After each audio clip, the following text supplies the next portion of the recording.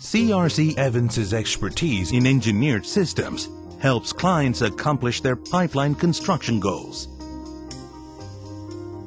The double jointer, part of CRC Evans Engineered Systems, uses CRC's proprietary state-of-the-art mechanized sub-arc welding systems for joining of pipes.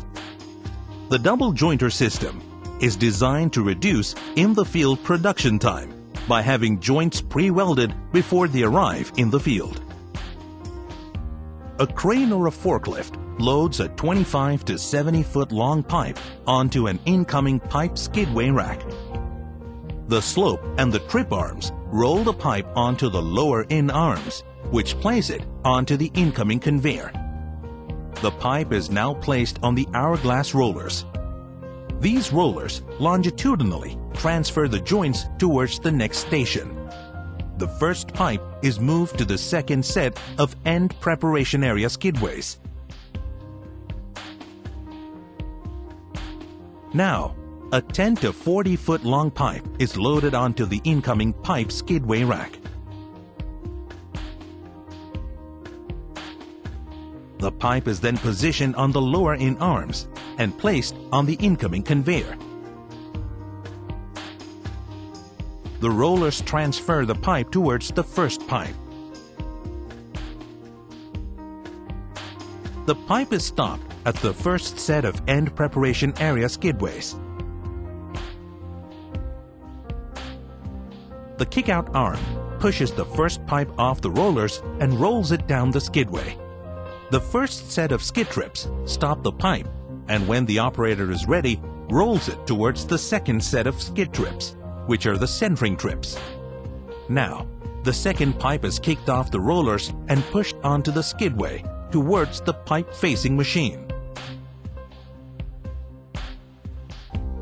The centering trips orient and align the pipe to the pipe-facing machine. The operator uses an electric hoist and positions the pipe-facing machine into the pipe end, activates the machine's clamps, and starts the faceplate rotation. After completing the facing operation, the pipe-facing machine operator removes the facing machine from the first pipe, and if only one facing machine is being used, turns to the other pipe. The machine is clamped inside the second pipe, and the facing operation is repeated. The pipe-facing machine, which performs the beveling operation on the inside and outside edges of the pipe to prepare for welding. After completing the beveling operation, the centering trip arm then ejects the pipe towards the next set of skid trips. These skid trips push the pipe onto the lower in arms for the external weld station. The second pipe is also ejected from the centering trip and placed on the lower in arms for the external weld station. The lower in arms lower both pipes and place them onto the hourglass rollers of the external weld station. The rollers push the pipe on one side towards the internal clamp nest station.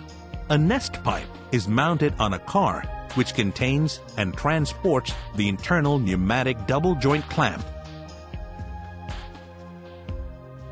The IPLC, along with the pipe, moves towards external weld station. The pipe on the other side also moves towards the external welding section until the two pipes make contact. The two pipes are clamped by the IPLC.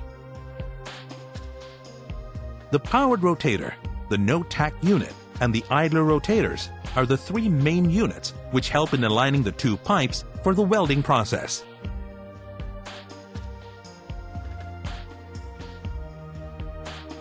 The powered rotators can move vertically. The no-tack unit can move in both vertical and horizontal directions. And the idler rotator also moves in vertical and horizontal directions.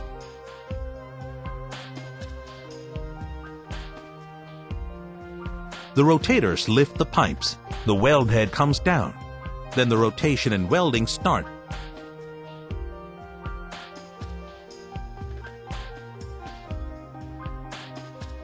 Once the welding is done, the rotators lower the pipe onto the rollers, which move both the welded pipe along with the IPLC back towards the clamp nest.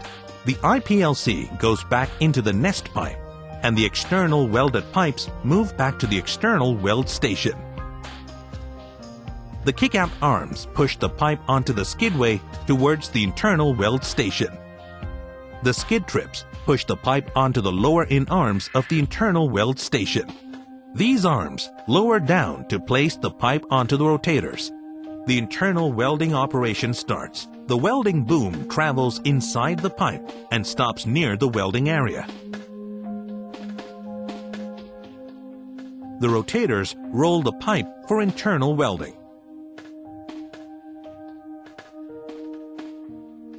The internal welding process is now complete, and the welding boom moves back to its position in the internal weld station. The pipe is now kicked out towards the inspection station.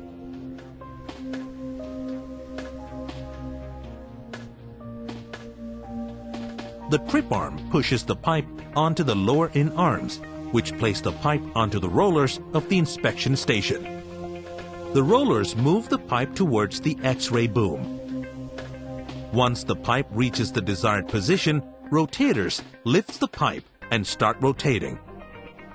At specified intervals of pipe rotation, the X-ray boom captures an image of the welded area and sends this image data for inspection.